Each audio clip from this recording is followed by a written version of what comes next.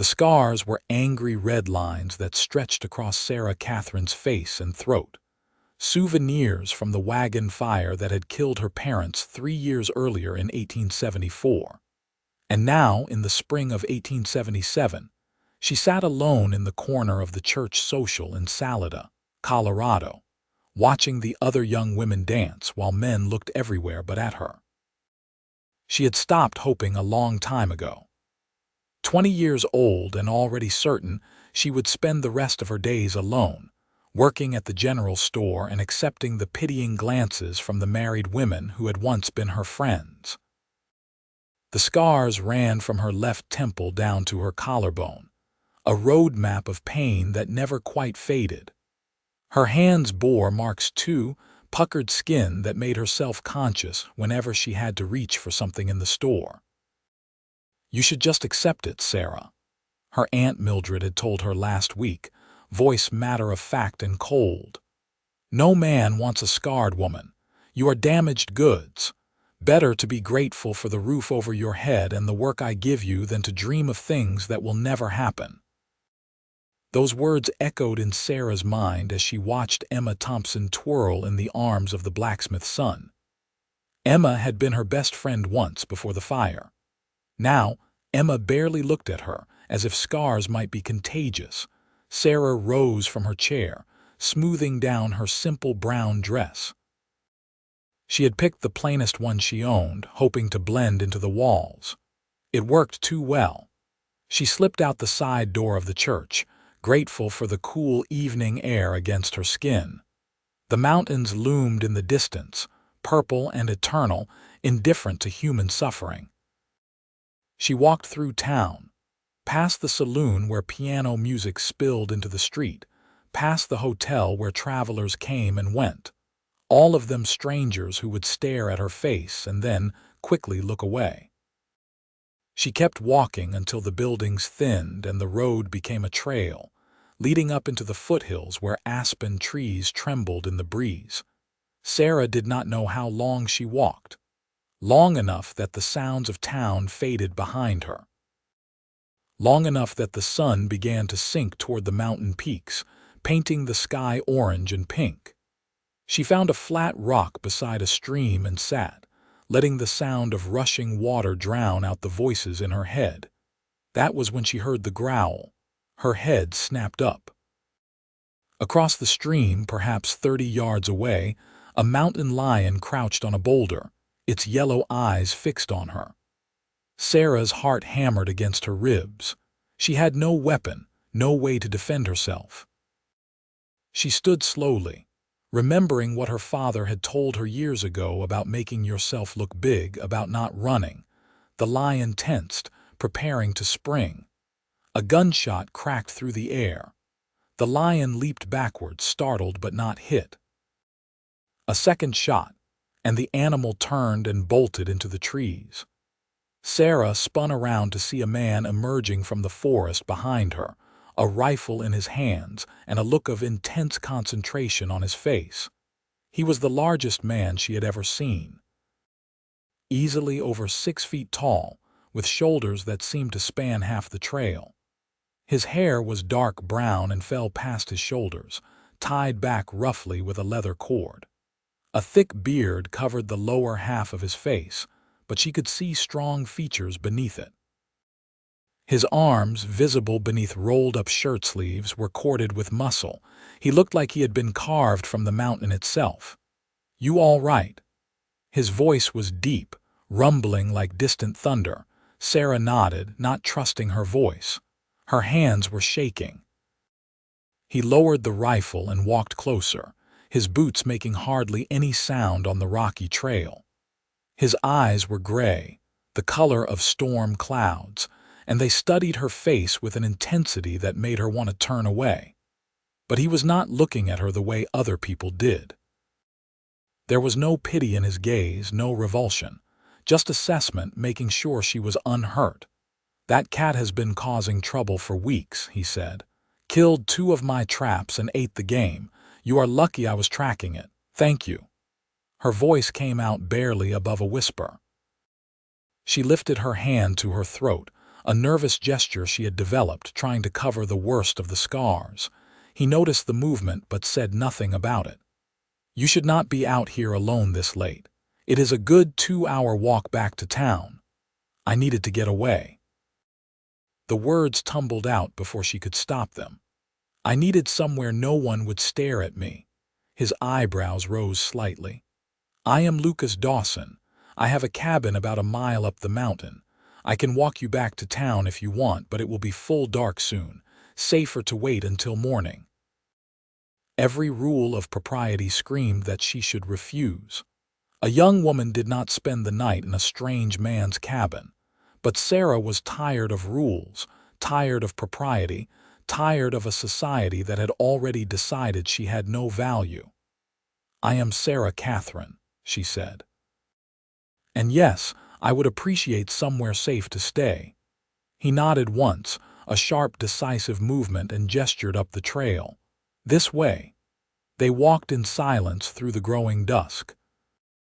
Lucas moved through the forest like he was part of it, avoiding obstacles she could barely see, stepping over roots and rocks with easy grace despite his size.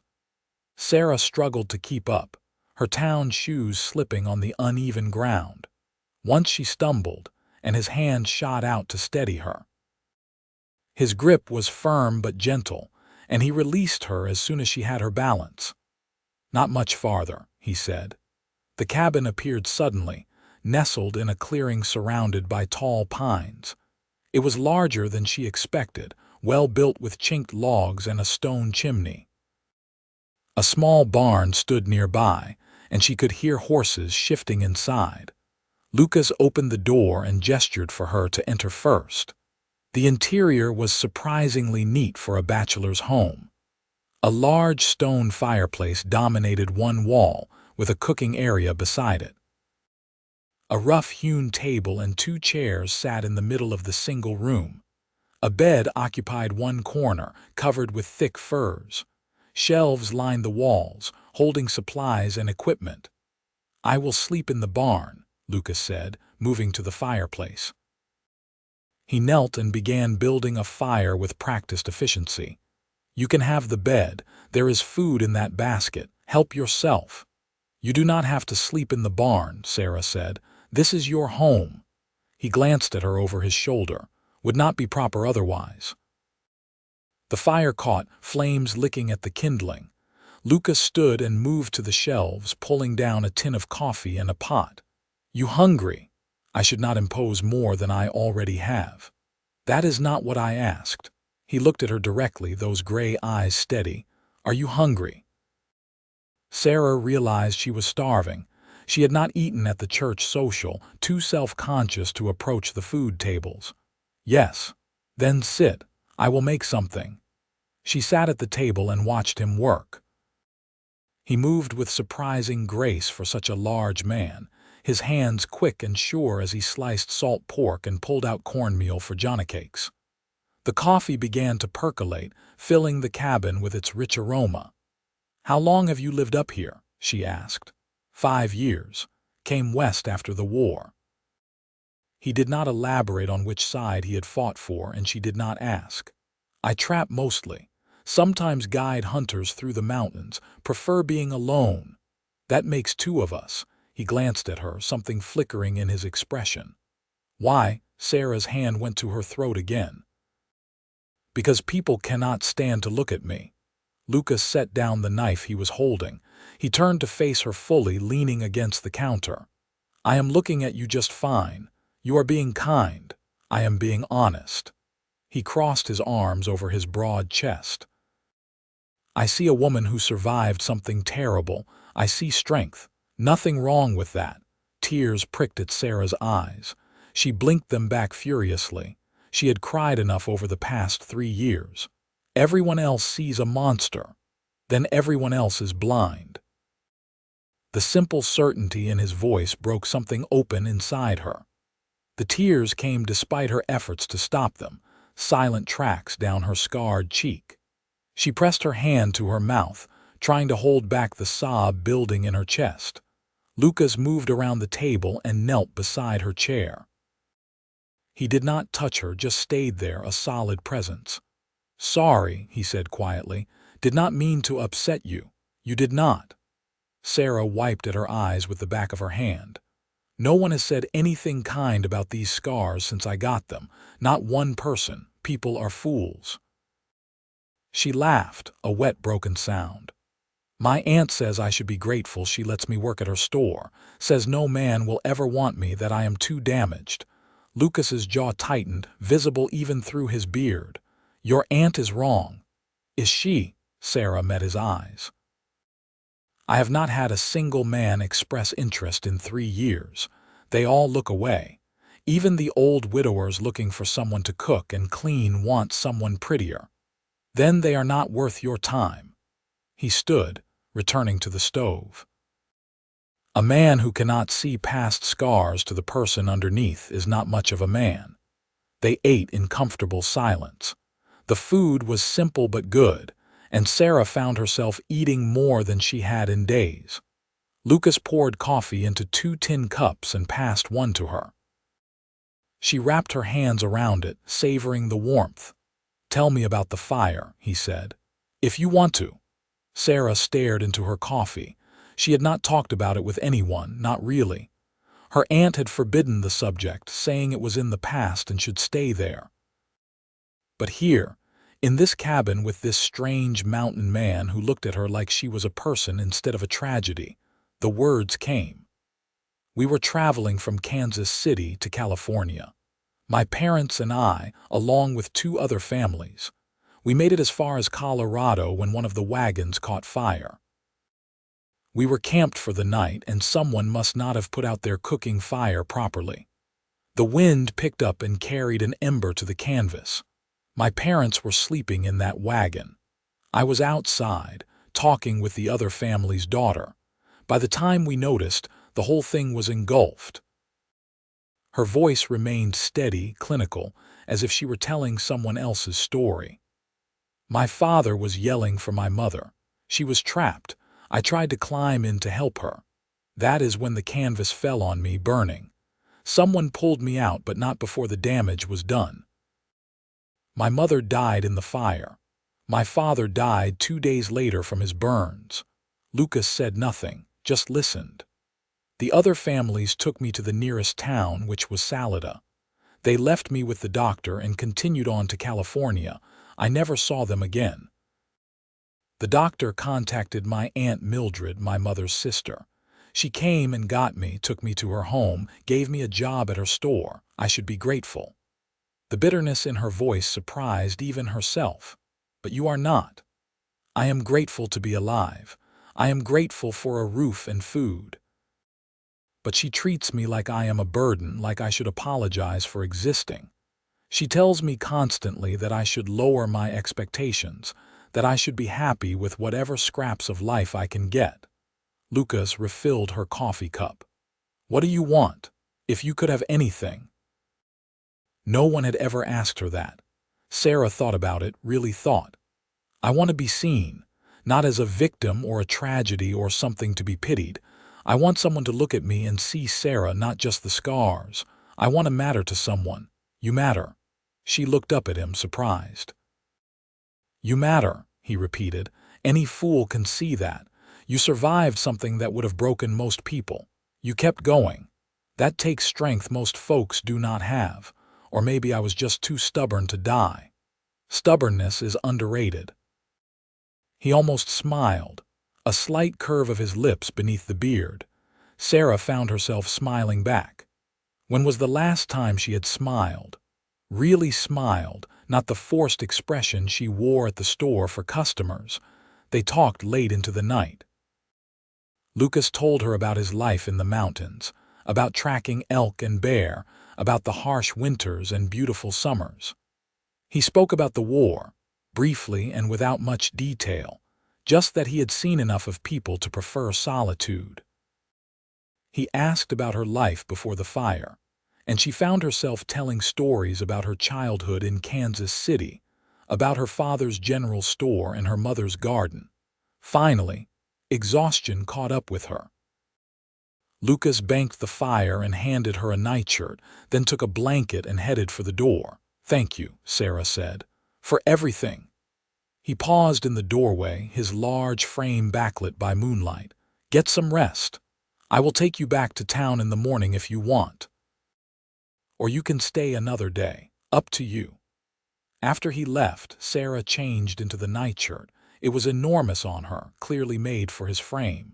She climbed into the bed, surrounded by the scent of pine and wood smoke. The furs were warm and soft. She expected to lie awake for hours, but sleep claimed her almost immediately. She woke to sunlight streaming through the window and the smell of bacon frying. For a moment she was disoriented, then remembered where she was.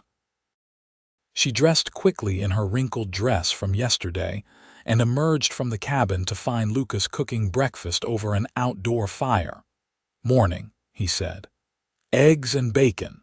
There is water in the basin by the door if you want to wash up." The morning air was crisp and clean, carrying the scent of pine.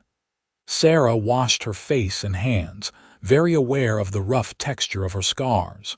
She had learned not to look in mirrors too often. They ate breakfast sitting on a log bench outside the cabin. The view was spectacular. The mountains stretched in every direction, peaks still capped with snow even though it was May. Birds sang in the trees, and somewhere in the distance she heard the rush of a waterfall. "It is beautiful here," Sarah said. "It is." Lucas sipped his coffee. "Peaceful. Do you ever get lonely?" He considered the question. "Sometimes, but I got lonely around people too. At least here I am honest about it." Sarah understood that more than she could say. She had spent the past 3 years surrounded by people in town, yet feeling utterly alone. "I should probably get back," she said, though the words felt wrong even as she spoke them. "My aunt will worry." That was a lie. Her aunt would be angry but not worried. Lucas nodded. "I will saddle a horse. It is faster than walking." While he prepared the horse, Sarah helped clean up the breakfast dishes. She studied the cabin in the daylight, noticing details she had missed. Books on the shelves, more than she would have expected. A fiddle hanging on the wall. Small touches that spoke of a man who might prefer solitude but was not uncivilized. Lucas brought a large bay horse around. "This is George. He is steady, will not spook." "George," he came with the name. Lucas swung into the saddle with easy grace, then reached down to help her up. His hand engulfed hers as he pulled her up behind him. "Hold on to my waist." Sarah hesitated only a moment before wrapping her arms around him. She could feel the solid muscle of his torso through his shirt, the steady rise and fall of his breathing. Heat radiated from him, welcome in the cool mountain air. They rode down the mountain in comfortable silence. Sarah found herself memorizing the feel of this, of being close to another person without judgment or pity. Of being held, even if only in this practical way. Too soon, the buildings of Salida appeared. Lucas slowed the horse as they entered town, and Sarah felt every eye turn toward them. She could imagine what people were thinking. What was scarred Sarah Katherine doing riding with a mountain man? The gossip would be all over town by lunchtime. She found she did not care. Lucas stopped in front of the general store. Sarah's aunt stood in the doorway, her thin face pinched with disapproval. "Where have you been?" Mildred demanded. "You missed opening the store this morning. I had to do it myself." "I got caught out past dark," Sarah said, sliding down from the horse. "Mr. Dawson here provided safe shelter for the night." Mildred's eyes raked over Lucas with undisguised disdain. "I am sure he did. Get inside now. We will discuss your behavior later." Sarah looked up at Lucas. He sat easy in the saddle, his expression neutral, but his eyes were on her, making sure she was all right. "Thank you again," she said softly. He nodded once. "Take care of yourself, Sarah Katherine." Then he turned the horse and rode back toward the mountains. and Sarah felt something inside her crack at watching him go. The next 2 weeks were miserable.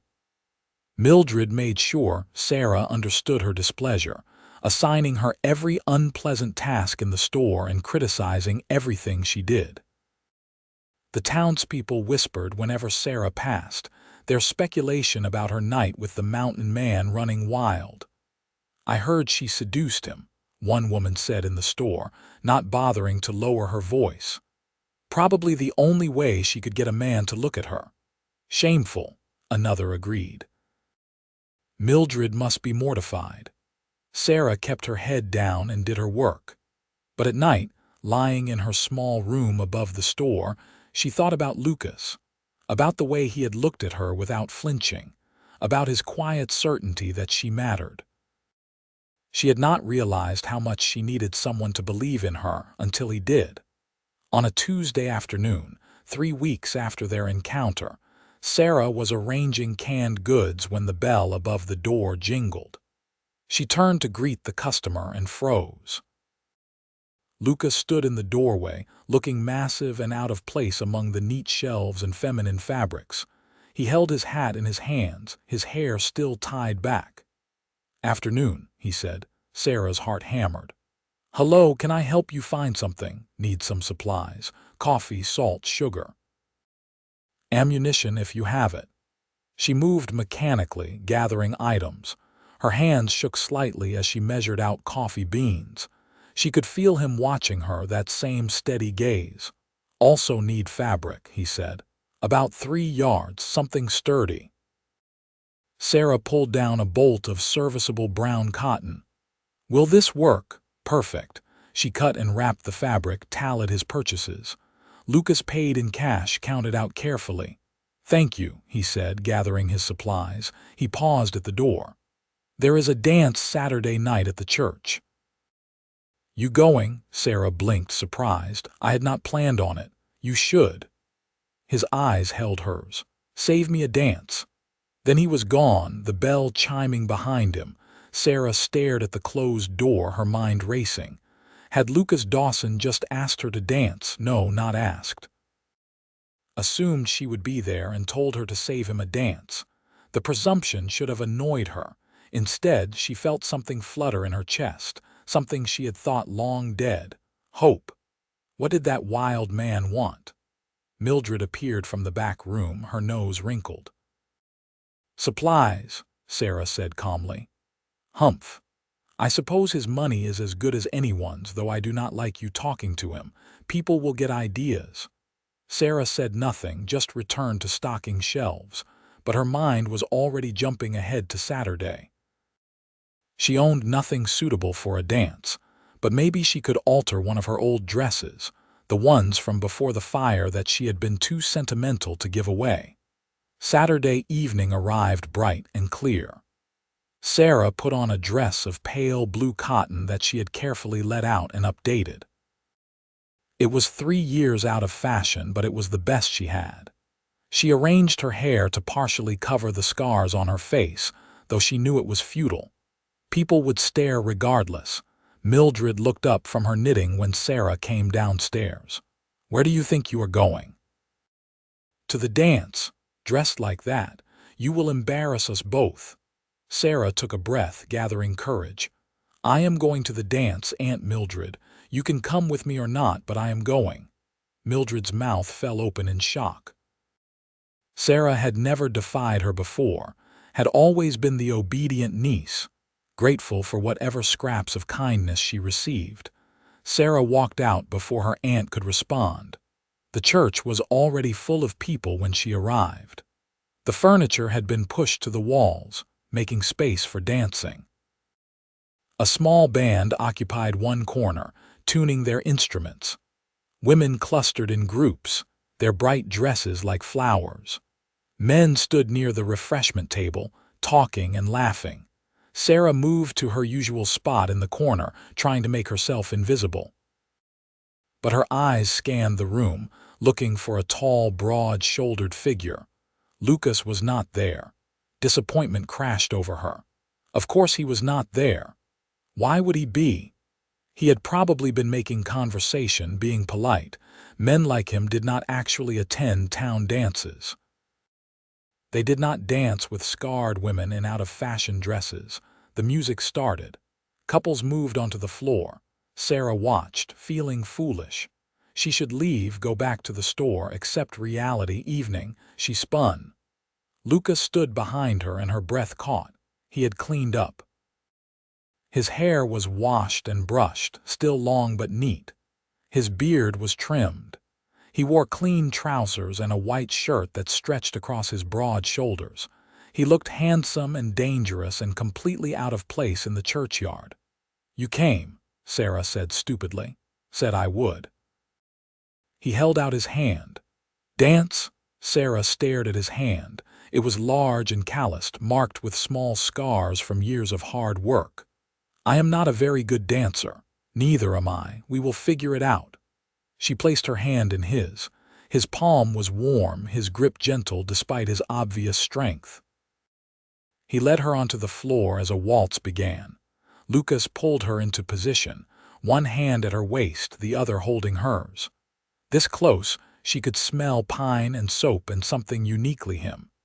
He began to move and Sarah followed, stumbling only a little. "See, not so bad," he said. Sarah was intensely aware of every eye in the room on them. The whispers started immediately, but Lucas did not seem to notice or care. His attention was focused entirely on her, guiding her through the steps, steady and sure. "Why are you doing this?" she asked quietly. "Dancing. Giving people things to talk about, making them think things about you." His gray eyes met hers. "What things?" "That you are interested in me, in the scarred woman." "I am interested in you." The simple statement made her heart skip. Why not?" He spun her gently. "You are smart. You are kind. You survived hell and came out stronger. Why would I not be interested?" "Because of how I look." Lucas was quiet for a moment. Then he said, "When I look at you, I see a beautiful woman. The scars are part of you, but they are not all of you. They do not define you unless you let them. Everyone else lets them. I am not everyone else." The dance ended. Lucas did not release her hand. "Walk with me," Sarah nodded, not trusting her voice. They left the church, stepping into the cool evening air. Lucas led her away from the building, toward a small park where a few benches sat beneath cottonwood trees. They sat, and Lucas turned to face her. "I have not been able to stop thinking about you since that night at my cabin." Sarah's heart pounded so hard she thought it might burst from her chest. "I have been thinking about you too. Your aunt was right to worry. My intentions are not entirely honorable." At her alarmed look, he clarified, "I want to court you properly. But I also want to take you away from that store, away from that woman who treats you like you are worthless. I want you to come live with me in the mountains where no one will make you feel less than what you are." "And what am I?" "Extraordinary." Sarah's eyes filled with tears. "You barely know me." "I know enough. I know you are brave. I know you walked into the mountains alone rather than spend another minute being treated like you did not matter. I know you helped me clean up breakfast without being asked. I know you smiled when I told you about the time a raccoon got into my supplies and destroyed 3 months' worth of dried meat." He reached up slowly, giving her time to pull away, and gently touched her scarred cheek. "I know these scars hurt you, but they do not scare me." "Nothing about you scares me." A tear slipped down her cheek, tracking along the raised tissue. Lucas wiped it away with his thumb, his touch impossibly gentle for such a large man. "I cannot just leave," Sarah said. "My aunt took me in. I owe her." "You owe her nothing. She gave you shelter, and you have worked for her for 3 years without complaint. That debt is paid." His hand moved to cup her face, his palm warm against her skin. "Come with me, Sarah. Let me show you what life can be when someone sees you for who you really are. What if you change your mind? What if you wake up one day and realize you do not want a scarred woman after all?" Lucas's jaw tightened. I am going to tell you something, and I need you to listen carefully. He waited until she nodded. I fought in the war. I saw things, did things that left scars you cannot see. I wake up some nights still hearing the screams. I have killed men more than I can count. I am not a good man, not in the way preachers talk about, but I am honest. When I say I want you, I mean it. When I say your scars do not matter, I mean it. I am not going to change my mind. Sarah searched his face, looking for any hint of deception or pity. She found only fierce certainty. I am scared, she whispered. I know, but being scared is not a reason not to try. She took a shaky breath. Okay, okay, okay, I will come with you. I will let you court me. I will try. Lucas's face transformed. His smile was like sunrise breaking through clouds. He leaned forward slowly, giving her every opportunity to pull away, and pressed his lips to her forehead. The kiss was chaste and sweet and made Sarah's eyes well up again. When? She asked. Tomorrow morning. Pack what you want to keep. I will come at dawn before your aunt wakes. She will be furious. She will get over it, or she will not. Either way, it does not matter. They walked back to the church, but neither of them returned to the dance. Lucas escorted her to the door of the store and squeezed her hand once before leaving. Sarah lay awake most of the night, alternating between excitement and terror. She packed her few belongings into a carpet bag. Some clothes, her mother's Bible, a silver brush that had belonged to her grandmother. Everything she owned fit in one bag. She was waiting on the porch when Lucas rode up on George the next morning. Dawn was just breaking, painting the sky pink and gold. He dismounted and took her bag, securing it behind the saddle. Last chance to change your mind, he said quietly. Sarah looked back at the store, at the building where she had spent 3 years feeling small and worthless. Then she looked at Lucas, at this strong man who saw her as extraordinary. I am not changing my mind. He lifted her onto the horse, then swung up behind her. His arm came around her waist, holding her secure against his chest. Hold on, he said, and urged George into a trot. They rode through the quiet streets of Salida as the town began to wake. A few early risers stared at them, but Lucas did not slow. They left the buildings behind, taking the trail into the mountains, toward his cabin and whatever future waited there. The ride took several hours. Sarah relaxed against Lucas, feeling safe in a way she had not in years. He pointed out landmarks, telling her about the area. A meadow where elk gathered in fall. A stream full of trout. A cave where he had sheltered during a blizzard 2 winters ago. The cabin looked welcoming when they arrived. Lucas helped her down and carried her bag inside. You can have the bed, he said. I will sleep in the barn until we are married. Sarah blinked. Married? That is the plan, is it not? Court you properly, marry you when you are ready. He looked uncertain for the first time. Unless you do not want that, I want that, Sarah said quickly. I just did not expect you to be thinking about marriage already. I am 30 years old, Sarah. I have spent the last 5 years alone in these mountains. I know what I want you, but we will take it at whatever pace you need. Over the following weeks, they settled into a routine. Lucas taught her about mountain life, how to identify edible plants, how to fish in the cold streams, how to shoot his rifle, standing behind her and correcting her stance with patient hands. They talked for hours, sitting on the porch as evening fell, sharing stories of their pasts.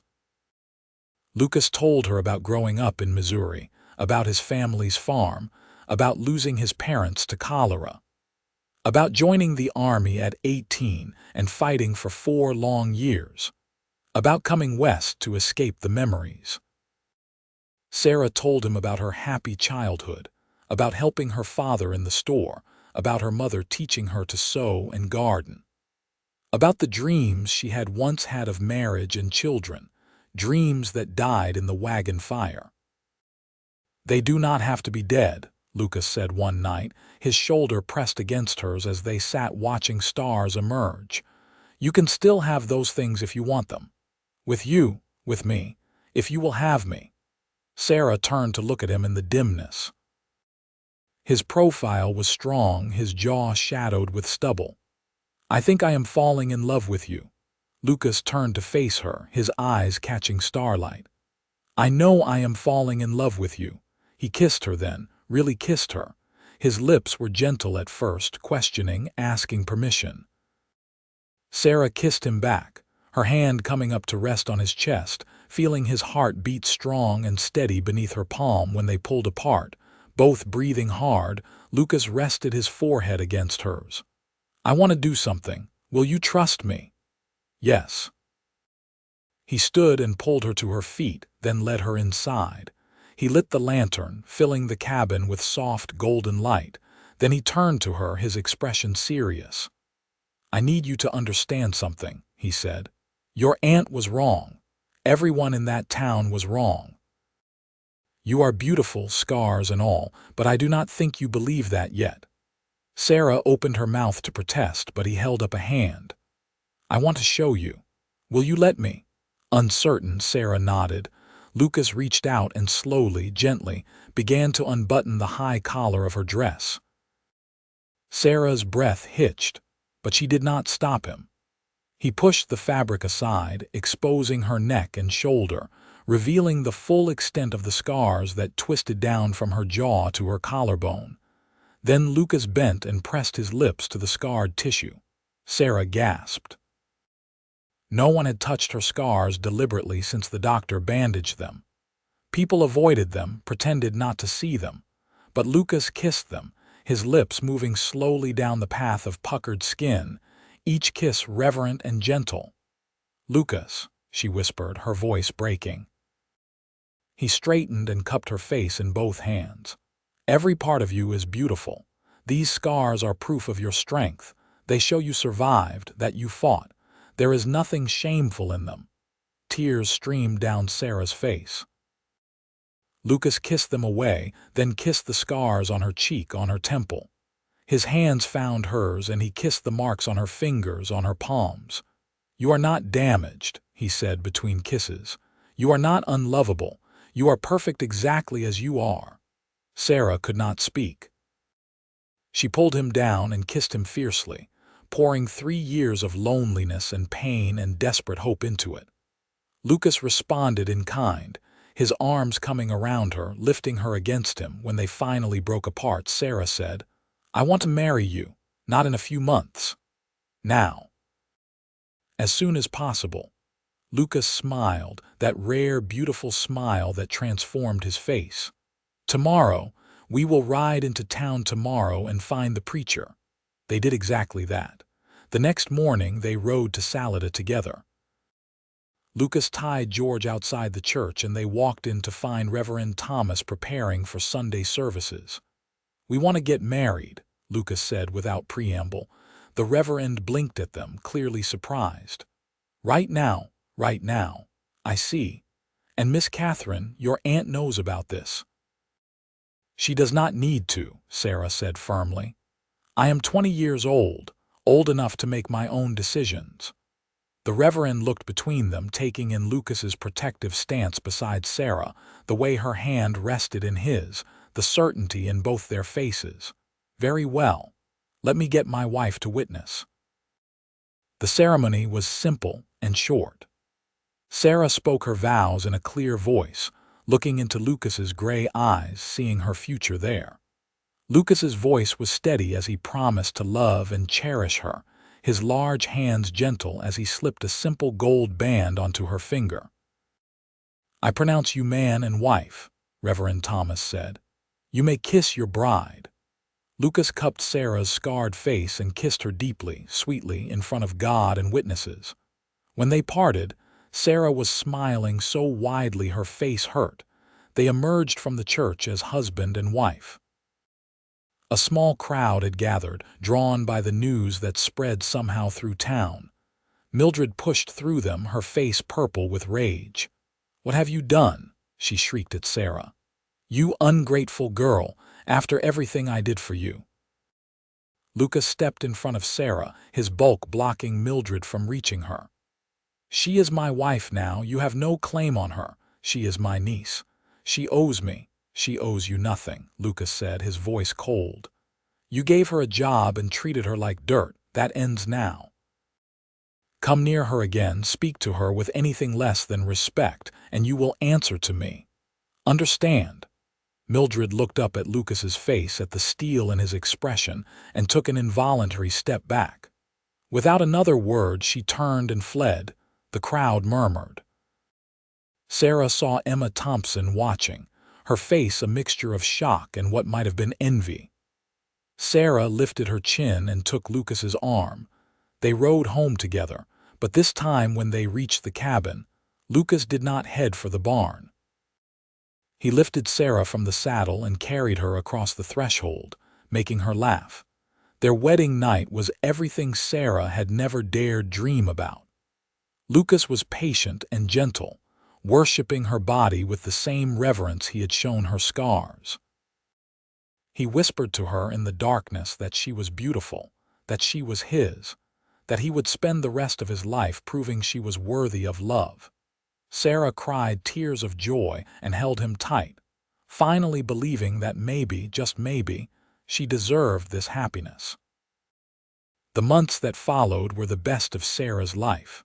Summer turned to fall, painting the mountains in brilliant gold and red.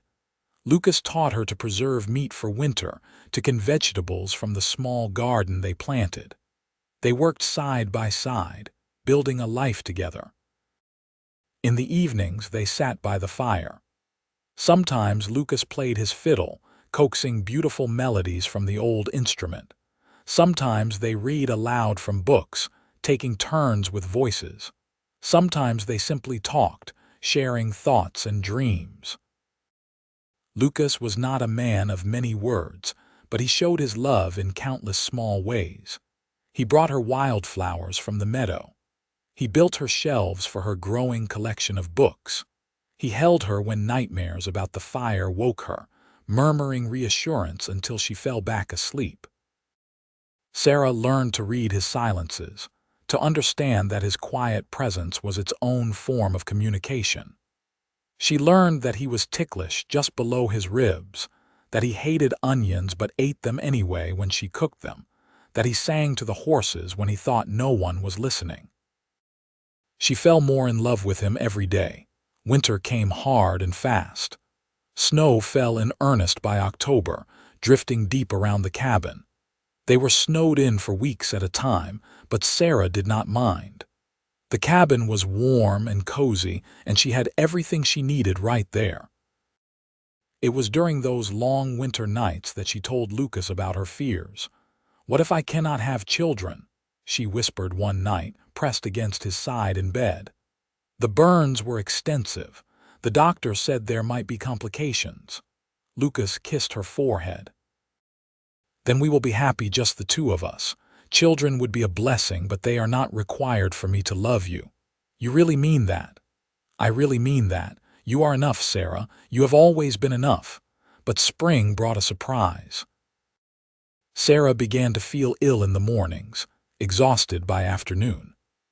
When her monthly courses did not come, she allowed herself to hope.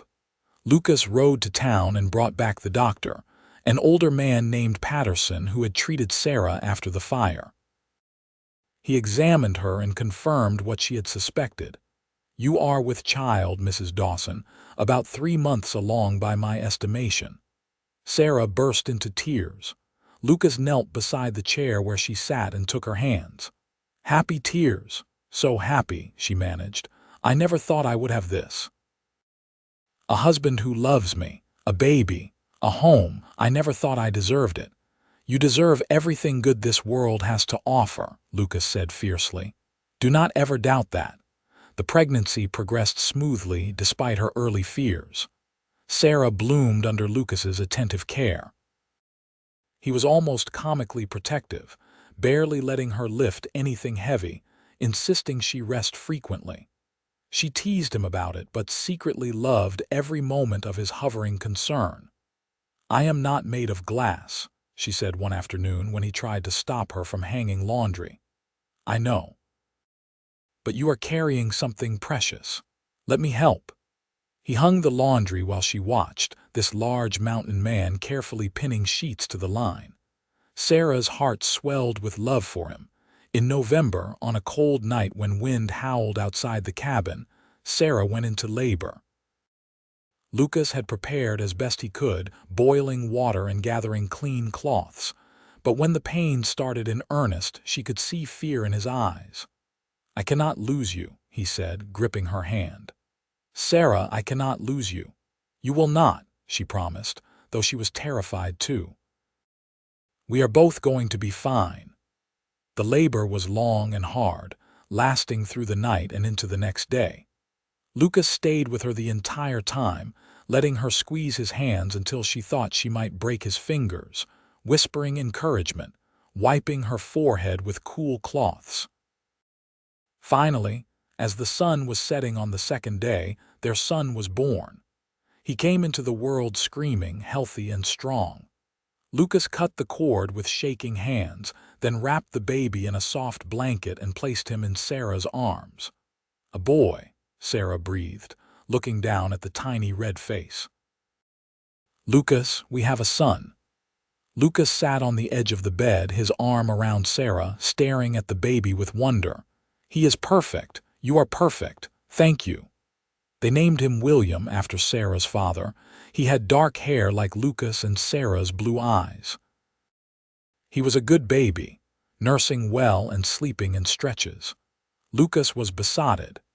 He held William for hours, talking to him in a low rumble, his large hands cradling the tiny body with infinite gentleness.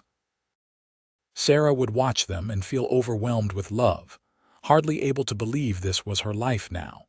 Winter passed in a blur of feedings and diapers and sleepless nights. But when spring came and the snow melted, Sarah insisted they ride into town. She wanted to show off her son, but more than that, she wanted to face the people who had treated her so poorly. She dressed in her best dress, one that Lucas had bought for her at the store during his supply runs. She held William bundled against her chest. Lucas lifted them both onto George and they rode together into Salida. The town had not changed much. The same buildings lined the street, the same people went about their business. But Sarah had changed. She was no longer the scared, scarred girl who had hidden in corners. She was a wife, a mother, a woman who knew her own worth. They stopped at the general store. Mildred stood behind the counter, looking older and more sour than Sarah remembered. "Aunt Mildred," Sarah said calmly. Mildred's eyes widened. They dropped to the baby, then rose to Sarah's face. "I see you are still with that mountain man." "I am still with my husband," Sarah corrected. "This is our son, William," Mildred sniffed. "I suppose you came to gloat." "No, I came to thank you." That clearly surprised her aunt. "Thank me. If you had been kind to me, I might have stayed. I might have settled for a life where I believed I was worthless. But you were so cruel that you drove me away. You drove me right to the man who would show me I was wrong about everything. So thank you." Sarah turned and walked out, Lucas beside her, before Mildred could respond. They visited a few other shops, bought supplies, let townspeople admire the baby. Emma Thompson approached them outside the church. "Sarah," she said hesitantly, "I wanted to apologize for how I treated you after the fire. I was cruel." Sarah studied her former friend. Emma looked genuinely remorseful. "Yes, you were. You seem happy now." "I am, very happy." Emma's eyes went to Lucas, who stood a few feet away giving them space. "He is good to you. He is the best man I have ever known." Emma nodded. "I am glad. You deserved better than how this town treated you." It was not much, but it was something. Sarah accepted the apology and they moved on. On the ride home, Lucas said, "You handled that well. I do not need their approval anymore. I have yours. I have William's. That is enough." Lucas leaned down and kissed her temple. "Have I told you today that I love you?" Once or twice. but I never get tired of hearing it. Good, because I plan to tell you every day for the rest of our lives. The years passed in the mountains. William grew into a strong, healthy boy, curious and adventurous like his father, kind like his mother. When he was 3, Sarah gave birth to twin girls, Charlotte and Grace. The cabin became loud and chaotic and full of love. Lucas built additions to accommodate their growing family. A separate bedroom for the children, a larger kitchen, a covered porch where they could sit on summer evenings while the children played. He proved to be a wonderful father, patient and playful, teaching his children about the mountains and wildlife, telling stories by the fire. Sarah had never been happier. Her scars faded somewhat over the years, the angry red mellowing to white. But even when they were fresh and painful, Lucas had loved her. He had kissed every mark, had told her she was beautiful until she finally believed it. On their 10th anniversary, they stood on the porch watching the sunset paint the mountains gold and purple. The children were inside, playing some elaborate game that involved a lot of giggling. Lucas's arm was around Sarah's shoulders, her head resting on his chest. "You ever regret it?" he asked. "Leaving town, coming to live in the middle of nowhere with me," Sarah laughed. "Not for a single second. This is exactly where I am supposed to be. Even with the scarred husband," she pulled back to look at him. Over the years, Lucas had acquired his own scars. A long, thin line on his forearm from a broken trap, a puckered mark on his shoulder from a hunting accident, small testaments to a life lived fully. "Especially with the scarred husband," she said. "We match." He smiled and bent to kiss her. After 10 years, his kisses still made her heart race. After 10 years, she still marveled that this man was hers. "I love you, Sarah Dawson." "I love you too, Lucas Dawson." From inside the cabin came a crash, followed by William saying, "It was not me," Lucas sighed. "I should probably go see what they broke. Probably." But they stood there a moment longer, watching the light fade from the sky, holding each other. Two scarred people who had found love in the mountains, who had built a life together despite everyone saying it was impossible. Sarah thought back to the girl she had been, the one who had walked into the mountains believing she was unlovable. That girl would barely recognize the woman she had become. Strong, confident, loved beyond measure. Lucas had kissed her scars and proved everyone wrong. But more than that, he had loved all of her. The broken parts, the scared parts, the parts she had tried to hide. He had seen her completely and loved her anyway. Another crash from inside. Lucas kissed Sarah's forehead and headed in to deal with whatever disaster the children had created. Sarah followed, smiling at the chaos that greeted her.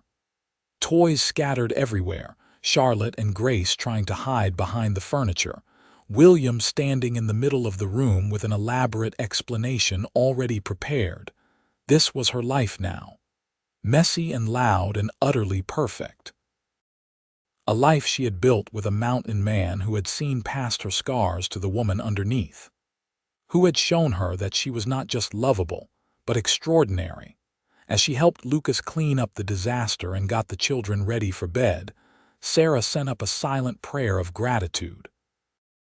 For the fire that had brought her to Colorado. For the mountain lion that had led her to Lucas. For every twist of fate that had brought them together. That night, after the children were asleep, Lucas pulled Sarah into his arms in their bed. His hands traced familiar patterns on her skin, lingering on the scars he knew by heart. "Thank you," he whispered in the darkness. "For what?" "For taking a chance on me. For coming to live in the mountains with a rough man who did not know the first thing about courting a lady properly." Sarah smiled against his chest. "You courted me perfectly. You saw me when no one else would. You made me believe I was worth loving. That was exactly what I needed. You were always worth loving. I just helped you see it." They fell asleep tangled together, the way they had for 10 years, the way they would for decades more to come. Outside, the mountains stood eternal and unchanging. But inside the cabin, everything had changed. Two broken people had found each other and become whole. Years continued to unfold with the same gentle rhythm. William grew tall and strong like his father, eventually taking on more responsibility around the cabin and in the mountains. At 18, he was already an accomplished hunter and tracker.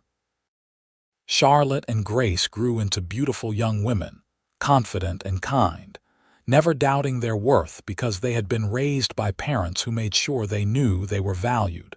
Sarah's hair began to show threads of silver. Lucas's beard grayed at the temples. But the love between them only deepened, aged like fine wine. They still sat on the porch in the evenings, still talked for hours, still kissed like newlyweds when they thought the children were not watching. The children knew the story of how their parents met. They knew about their mother's scars and the fire that caused them. They knew about their father saving her from the mountain lion, about the night she spent in the cabin, about how he had courted her and married her and loved her without reservation. "You saved Mama," Grace said to Lucas one evening when she was 10. Lucas shook his head. "Your mother saved herself. I just gave her a safe place to land." But Sarah, listening from inside where she was cleaning up after dinner, smiled. They had saved each other, really. She had given him a reason to come down from the mountain, to let someone into his carefully guarded heart. He had given her the courage to believe she deserved love. On their 20th anniversary, the whole family rode down to Salida together. The town had grown considerably, new buildings lining the streets, new faces among the old. But some things remained the same. They attended church services that Sunday, walking in as a family. William stood tall and proud beside his father. The twins flanked Sarah, their hands in hers. People stared as they always had. But now they stared at the successful mountain family, at the strong, capable children, at the obvious love between Lucas and Sarah. After the service, a young woman approached Sarah hesitantly. She was perhaps 18, with burned scars covering half her face. "Mrs. Dawson," she said quietly, "I wanted to meet you. My name is Amelia. I was injured in a fire last year. People have been saying I will never marry, that no man will want me. But then I heard about you, about how you married and had children and built a life. I wanted to see for myself that it was possible." Sarah's heart ached for this girl who reminded her so much of herself 20 years ago. She took Amelia's hands in hers. "It is possible," she said firmly. "The scars do not define you. The right person will see past them to who you really are. Do not let anyone convince you otherwise." "But what if no one sees past them?" Lucas stepped forward. When he spoke, his voice was gentle. "Then those people are not worth your time. You are young. You have your whole life ahead of you. Do not settle. Do not let anyone make you feel less than what you are. Wait for someone who looks at you and sees everything you are, scars included." Amelia's eyes filled with tears. "Thank you, both of you." As they rode back home that evening, the setting sun painting the sky in brilliant colors, Sarah reflected on how far she had come. From the scared girl hiding in corners to a woman confident in herself and her worth. From someone who believed she was unlovable to a wife and mother surrounded by love. "What are you thinking about?" Lucas asked. He rode beside her as he had for 20 years, solid and dependable. "About that girl at church, about being her age and thinking my life was over." "Your life was just beginning. You just did not know it yet. Because of you. Because you were brave enough to walk into the mountains alone. Because you were strong enough to leave a situation that was hurting you. Because you took a chance on a gruff mountain man who did not know the first thing about romance." He reached over and squeezed her hand. "You did that, Sarah. You chose your own happiness. Maybe he was right. Maybe she had been braver than she knew, but he had made it easier. He had given her something to be brave for. As they crested the final hill before their cabin, the building visible in the distance with smoke curling from the chimney, Sarah thought about all the years behind them and all the years still to come. Whatever time they had left, they would spend it together. That night, after the children had gone to bed, Lucas and Sarah sat by the fire. He played his fiddle, a slow, sweet melody that made her heart ache with happiness. When he finished, he set the instrument aside and pulled her into his lap. "I would do it all again," he said. "Every moment, every choice that led me to you, even the hard parts, especially the hard parts, they made us who we are." Sarah traced the scar on his shoulder, the one from the hunting accident 5 years ago. She had been so scared that day, certain she would lose him, but he had survived and they had added another story to their collection. "We have had a good life," she said. "We have had an extraordinary life, and it is not over yet." He was right. They had years ahead of them still. Years to watch their children grow and marry and have children of their own.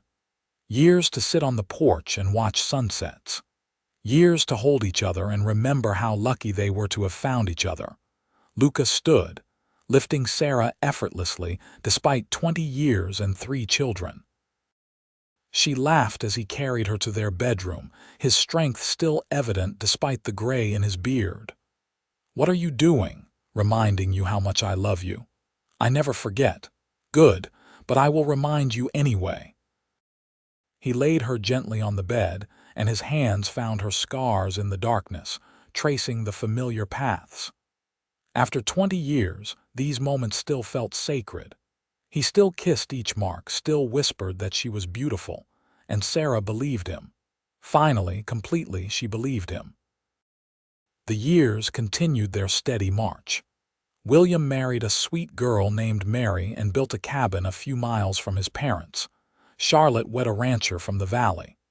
Grace fell in love with a teacher from Denver and moved to the city, though she visited often. Lucas and Sarah became grandparents, then great-grandparents. Their cabin filled with the sound of children's laughter again, multiple generations gathering for holidays and celebrations. The family grew and flourished, branches spreading from the strong trunk Lucas and Sarah had built together. On their 40th anniversary, their children and grandchildren gathered for a celebration. The cabin had been expanded multiple times over the years, now a rambling complex of connected buildings. But the original room remained at the center, the place where Lucas and Sarah had started their life together. During the party, William stood and raised his glass. "To my parents," he said, "who taught us that love sees beyond surface scars to the soul beneath. Who showed us that strength comes in many forms. Who built a family on foundation of acceptance and unwavering devotion. May we all be so lucky." Everyone drank to that. Sarah wiped away happy tears while Lucas squeezed her hand. Later, when the party had ended and the guests had departed, Lucas and Sarah sat alone on the porch. They were both in their 60s now, bodies showing the wear of hard mountain living. But they still sat close, still held hands, still looked at each other with the same love that had sustained them for 4 decades. "No regrets?" Lucas asked. It had become a tradition, asking each other that question on their anniversary. "Not a single one," Sarah replied, the same answer she always gave. "You. Only that I did not find you sooner." Sarah rested her head on his shoulder. The scars on her face and neck had faded to pale lines, barely noticeable now. But even when they had been fresh and angry, Lucas had loved her. Even when the world had told her she was unlovable, he had proved them wrong. "Do you remember that first night?" she asked. "When you found me by the stream? I remember thinking you were the bravest person I had ever met. Walking into the mountains alone, running from a life that was killing your spirit. I remember thinking you were terrifying, this huge mountain man appearing out of nowhere. Lucas chuckled. "I cleaned up nice, though." "You did. You still do." They sat in comfortable silence as the sun set behind the mountains they had called home for 40 years. The same mountains that had witnessed their meeting, their courtship, their wedding, the births of their children. The mountains that had sheltered them through harsh winters and beautiful summers. "I love you, Sarah Dawson," Lucas said, "today and every day for the rest of my life." "I love you too, Lucas Dawson. Thank you for seeing me when no one else would. Thank you for letting me." The stars emerged one by one, filling the sky with light. Inside the cabin, the fire burned low. But out on the porch, two people who had found each other against all odds sat together, grateful for every moment they had been given. Sarah thought about that girl who had been told her scars made her unlovable. She wished she could go back and tell her that she was wrong, that she would find a mountain man who would kiss each scar and prove everyone wrong, that she would build a beautiful life full of love and family and joy. That her scars would become just another part of her story, not the ending everyone predicted, but the beginning of something wonderful. But perhaps that girl would not have believed it. Perhaps she needed to live through it herself, needed to take that walk into the mountains and meet the man who would change everything. Everything had worked out exactly as it was supposed to. The pain had led to healing. The loneliness had led to love. The scars had led to Lucas. As they finally stood to go inside, Lucas paused to kiss Sarah one more time beneath the stars. After 40 years, his kisses still made her heart flutter. After 40 years, she still marveled that this man was hers. They walked inside together, hand in hand, ready to face whatever years remained. Together, as they had always been. Two scarred souls who had found wholeness in each other. A mountain man and the woman he loved, proving every single day that scars did not make someone unlovable. They only made the love that found them that much more precious.